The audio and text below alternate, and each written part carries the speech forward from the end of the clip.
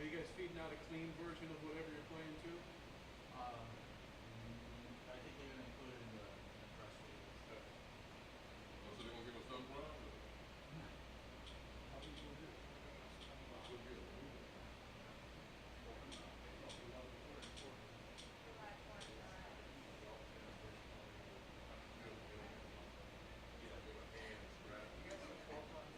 Yeah. I see it, I see it. I think they have a three. Right? We have 3, 4, 5, 6, 7. Yeah. Yeah, and you know, every single one, well, don't worry, you won't have to do any extra work. Every single one. That's what it's Speed it up. It's just the same deal, same stuff. It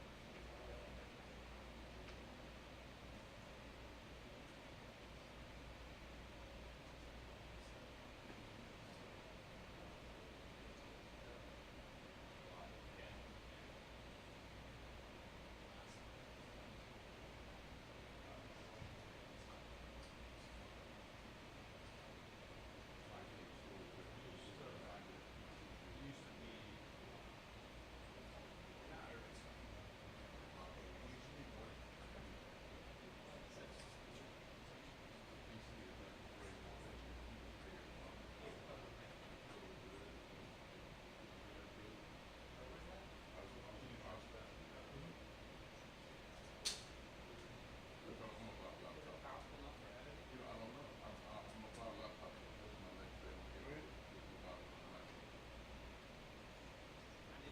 Since our programs I had before the edit, they were all spinal, not anything CC. It's trial based. I mean, I can do anything. I can be anywhere. I can be like out of my desktop. I'm trying to get everybody to do. Oh, okay.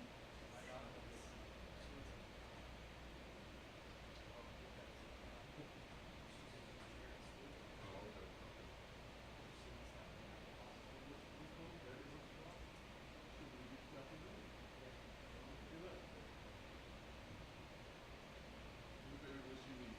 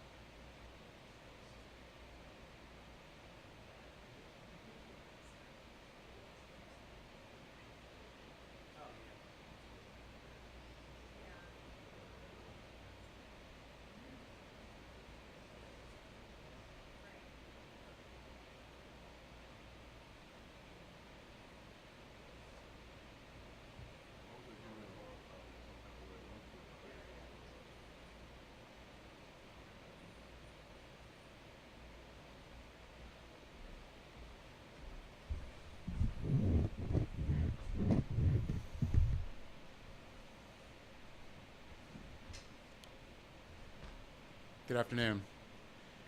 Tampa Police officers made an arrest in a sexual battery case that I'm here to talk about. I'm joined by Major Pat Messmer of our Criminal Investigations Division and Charlene Santana, our victim's advocate. We're here today to discuss an incident deeply concerning to our entire department and our entire community. We never want any member of our community to be a victim of a crime. Today, we are grateful for those who came forward with information that allowed us to arrest the man accused of impersonating an officer and sexually assaulting 2 members of our community. The thoughts of our department are with the women who survived these crimes. Our victim's advocate is also available to assist with support they may need. This criminal preyed upon women by impersonating a law enforcement officer and then sexually assaulting them. Detectives are still investigating these cases, but here are the facts as we know them right now. On July 14th, a woman informed detectives with our Special Victims Unit that In May, she met a man at a local hotel. The victim says, as she was walking to the room, the man grabbed her from behind, pulled her into a stairway, displayed a gun, and what appeared to be a law enforcement badge. The victim said the man then questioned her as if he was a law enforcement officer before he sexually battered her and told her not to say anything. Through their investigation into this incident, detectives were able to develop a suspect, and yesterday, Tampa Police arrested 42-year-old Sonny Gonzalez Jr. following a positive identification through a photo lineup. Gonzalez was taken into custody and is facing charges including impersonating a law enforcement officer, sexual battery, and armed false imprisonment. Additionally, detectives were able to link Gonzalez to a similar incident from February of this year at another local hotel where he's also accused of impersonating an officer and exposing himself to another woman.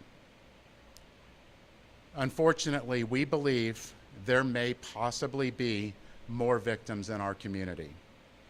We want to communicate in the strongest manner that we take these incidents very seriously.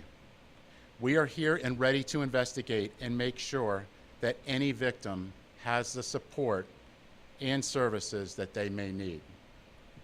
We are thankful for the tips that we've already received through Crime Stoppers, and it's our goal to prevent these crimes from occurring. While police impersonation is rare, I do want to provide you with some tips on how to investigate this, or if you believe someone might be possibly impersonating a police officer.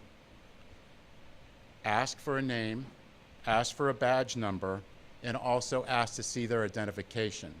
In addition to the badge, there's an identification with a picture on it that you can ask to see. Don't be afraid to advise that you intend to call the dispatch. You can call our non-emergency line at 813-231-6130, or you can also call 911, and the dispatcher would be able to validate whether or not that person is indeed a police officer. Most importantly, trust your instincts. Ask the officer for their name and badge number, and then confirm it with us.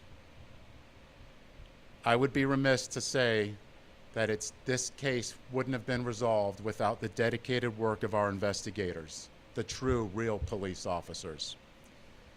This individual will now be held accountable, and we will work extremely closely with our state attorney to ensure that he will not be able to victimize any other woman again. I want to reiterate that we encourage anyone out there that has any information or could potentially be a victim to contact us. And instead of going through our communication center, I'm going to provide a number directly to our Special Victims Unit. That number is 813-276-3544. Thank you. Questions? Was he wearing, in addition to the badge, wearing uniform, anything else that would have identified him? Part of our ongoing investigation right now, and we need people to come forward with that information, but we do know that he had a badge and a gun. When did the victim realize that this maybe wasn't a police officer that pushed her out of the hotel? Again, that's part of us speaking with the victims, and that's why we want more victims to come forward to understand more of his modus operandi in this. So what caused the victim to meet up with detectives back in July? The incident occurred in May, and then she reached out to us in July. Why she delayed, that's something that we would have to ask her. Why do you believe there may be more victims out there? It's concerning to us that somebody's going around presenting them as a police officer, so this has already happened twice that we're aware of, so that just leads us to believe that potentially there could be more incidences. It's also very concerning what this individual did, and the last thing we want is for him to get out and be back out on the streets. Were there any things that he did, his actions, the way he approached these women, that no officer would ever have done something, and that should be something that people keep in mind? Well, like I said in my statement, in the stairwell, obviously a police officer's not going to grab you and drag you in a stairwell, so that stands out right away. Does the suspect have any other There is a prior prostitution charge here in Hillsborough County and out of state that we're aware of. Did both of these cases happen in the West Shore area? One was at Vermont Inn. Did the other one also? In the same vicinity, yes. All right, thank you.